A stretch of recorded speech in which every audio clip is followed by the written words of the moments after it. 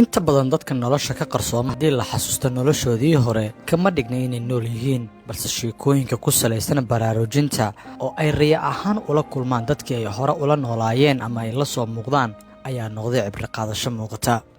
muuqaalkan kooban waxaan ku soo bandhigi doonaa fariin ay soo dirtay gabadhii caanka ahayd ee loo garan ogaa Muniish oo badankiina aad wada garanaysaan kula dhimatay shil gaari taasoo ahayd mid riya ahaan la xiriirta oo ku wajahneed qaaliladan oo dhawaan fanka isaga baxday.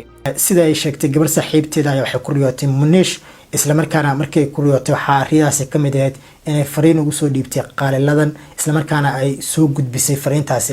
haddaba fariintaasi riyaasi waxa si wanaagsan uga sheekeynaya Sheekh Yaawa xafidahullah. ka hor ka hadalka sheekadeena waxaan ku xasuusinaynaa inay muhiim inoo tahay inaad muuqaalkan like saarto si muuqaalku saaxiibo badan u gaaro una sheer garay asxaabtaada kale ee Facebook si aan u helno saaxiibo u wanaagsan sida adiga oo kale. daawada waad ku mahadsan tahay sidaad inoola jaanqaado. markii koowaad oo maantay maasha Allah oo muxaadara aado qaaliladan magacaas ii sheegtay waxay tiri qaaliladan waan ogahay. qaaliladan oo ahayd fanaanad aad heesaheeda loo jeclaa ayaa gebi ahaanba isaga baxday saaxadda fanka saacado kadib geerida saaxiibteedii Muniish Allah u naxariistay taasi oo shil gaari ku geeriyootay. sidoo kale geerida gabadhaas ayaa hurdada ka kicisay gabdho badan oo jirkooda ku soo bandhigi jiray barta TikTok iyo guud ahaan aaladaha xiriirka bulshada dhinaca internetka. kadib dhimashada gabadhaas ayna muuqaaladii ay hore u duubeen gabdho badan oo social media caan ka ahaa ku bedelay waxyaabo ka wanaagsan.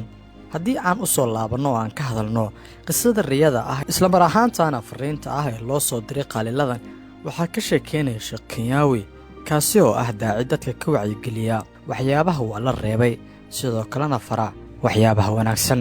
waxaa ku jirta sheekada Sheekh Yaawa in Muniish Allah u naxariistay ay ogtahay wax kaste isla mar ahaantaana ay riya ahaan ugu sheegtay gabar saaxiibteeda waxa ay qaaliladan samaysay markay maqashay geerideeda degdega ah. qisiyada raba inaan idin sheego ay gabar Mombasa degan ay ila wadaagtay wacdi badan ma hayo gabdhihii inay joogaan walaalaheedna waa u malaynaynaa. waxaan arkay anoonan jiifanin oo aanan gam'in laakiin gamaanyoonaya ayaa oo soo yara jeeda ayaa waxa ii timid hooyaday oo dhimatay. hooyadeed baa dhimatay waxaa la socotay bay tiri Muniish Muna Mustafa ayaa la socotay.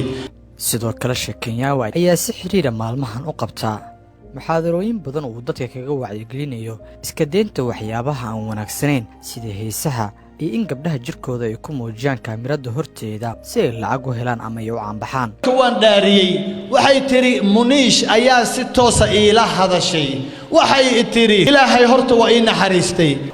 waxay kaloo ii raacisay waa naxsanahay way tiri waxay ii raacisay gabar bay magaceeda magacawday fanaanad ahaan jirtay oo ka baxday oo la yiraahdo qaaliladan magacaas ii sheegtay waxay tiri qaaliladan waan ogahay aniga dartay in ay uga baxday meediyaha markaan dhintay kuwa kalena inay ka baxeen waan la socdaa waxaad ku tiraahdaan bay tiri yaanay dib dambe ugu noqonin fanka.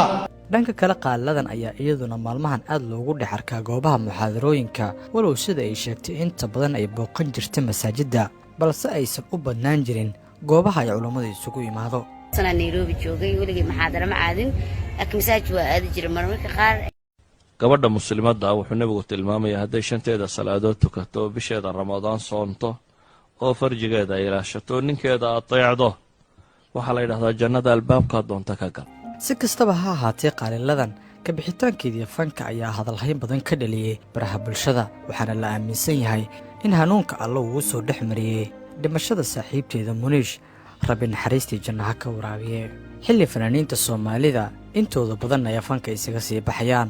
adiga hadda muuqaalka daawanayna ilaa ay dhamaadka haddii aad nala joogtay haddii aan su'aal ku weydiiyo fanaankee ayaad jeceshahay inuu fanka ka baxo adigoo qaybta commentiga ku soo qoraya magaciisa. sidoo kalena like saar muuqaalkan una sheer gari asxaabtaada kale ee Facebook si aan u helno saaxiibo wanaagsan sida adiga oo kale. magaciigu waa Shaafici Maxamuud Nur Shaafinho aad iyo aad ugu mahadsan tahay.